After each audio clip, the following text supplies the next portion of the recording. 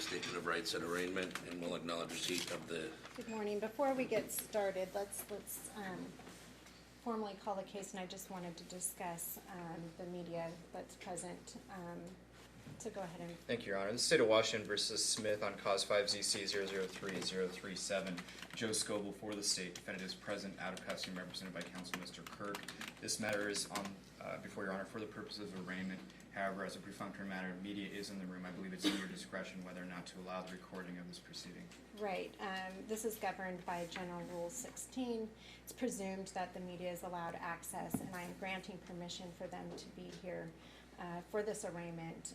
However, I am inquiring of the parties if there is any basis for any restrictions to be placed on the recording.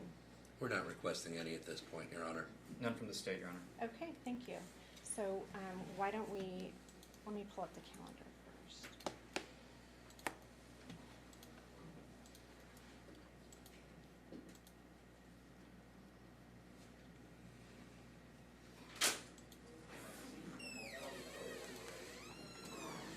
Okay, why don't we go ahead and proceed with the arraignment. Thank you, Your Honor.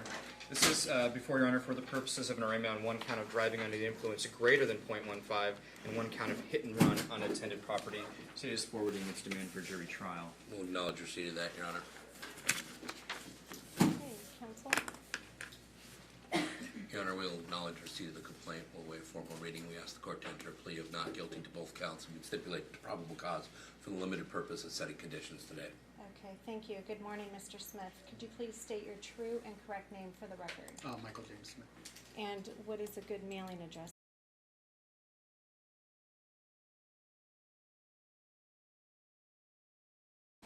Your Honor, one special request. We would request that the court order the media not to republish Mr. Smith's mailing address that he just gave the court. That seems appropriate in this case. Thank you, Your Honor. Okay. Mr. Smith, you are here for an arraignment on a charge of driving under the influence of alcohol and duty on striking property. Both of these are alleged to have occurred on September 26, 2015. I will acknowledge receipt of the state's demand for a jury trial. I have before me your rights at arraignment. Is this your signature on that document? Yes, it is. You understand your rights at arraignment? Yes, I do. I have reviewed the declaration for probable cause. That's the statement of facts that support the filing of the charges. The court is making a finding of probable cause to support both counts. And the court will enter a not guilty plea on your behalf to both charges. I will first hear from the state regarding their recommendation for conditions of release. Thank you, Your Honor. As you can see by the probable cause declaration, this was a particularly brazen DUI, including open container, collision, defendant driving on flat tires. Based on that, the state does have some concerns for the safety community. However, the defendant does not have any prior DUIs. The state is asking for a personal recognizance release, standard DUI conditions, and the impositions of the electronic home monitoring system with REAC or sobriety. Okay, thank you.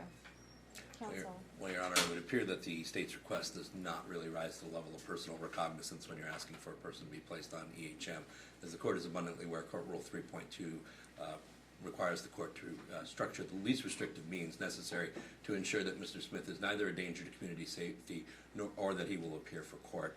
Obviously, as the state's already enunciated, Mr. Smith has absolutely no criminal history. And while certainly the allegations are serious, and we seriously don't mean to minimize them here, we do believe that a PR with standard DUI conditions of release, in addition to abstinence, would be best suited in ensuring that both the community is safe and that Mr. Smith appears for all future court dates. He certainly poses no flight risk whatsoever. He's gainfully employed, he's a local member of the community, and he certainly plans on appearing for all future court dates. Your Honor, if I may, I did not put on the record earlier, I believe it was evident by the probable cause declaration, but I will state for the record the breath alcohol concentration in this case is alleged to be at 2.219, which is significantly high. And PR and standard conditions would be grossly inappropriate for this DUI. Okay. And Your Honor, I would only say that those are only allegations at this point. The court certainly can structure conditions of release that will protect the community, ensure that Mr. Smith appears, and if anything, if the court really wants to protect the community, the imposition of an interlock divorces any subsequent use of alcohol from the activity of driving and is far more appropriate and less restrictive than putting an ankle bracelet on Mr. Smith. Okay. Mr. Smith, I have reviewed your criminal case history. This is your first encounter with the criminal justice system. However, the declaration for determination of probable cause causes me great concern, not only for the safety of the community, but for your safety as well. This was a serious accident with an extremely high BAC level. I think releasing you on your promise to appear back in court is appropriate in this case. However, I'm going to place the following conditions to assure the safety of the community. And that will be you are to have law-abiding behavior, not to have any alcohol or drug-related offenses. You are not allowed to possess or consume any alcohol during the pendency of this case. Not allowed to possess or consume any mind-altering drugs, that includes marijuana, unless you have a prescription from a doctor. You're not allowed to drive a motor vehicle with a BAC in excess of 00.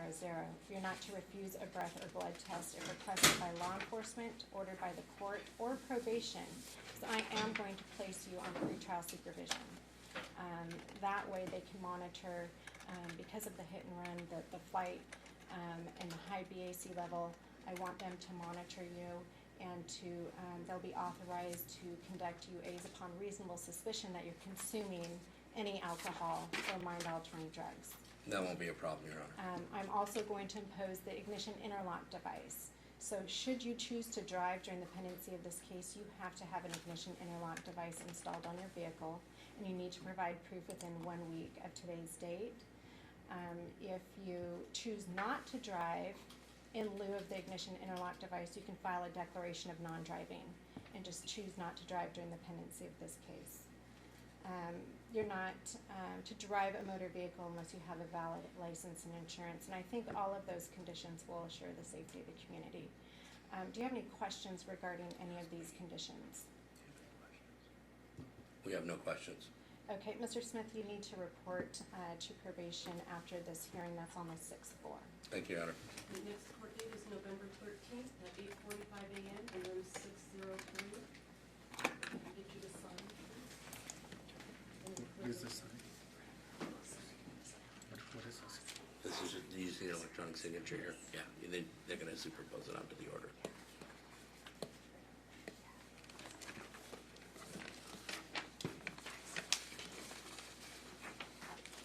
Thank you, Your Honor. She didn't sign in, that's why I didn't see it. Okay. You're not gonna, you're on the arraignment as well? Oh, there's another, okay, well, I'm not gonna do it until you guys are both ready on the arraignment.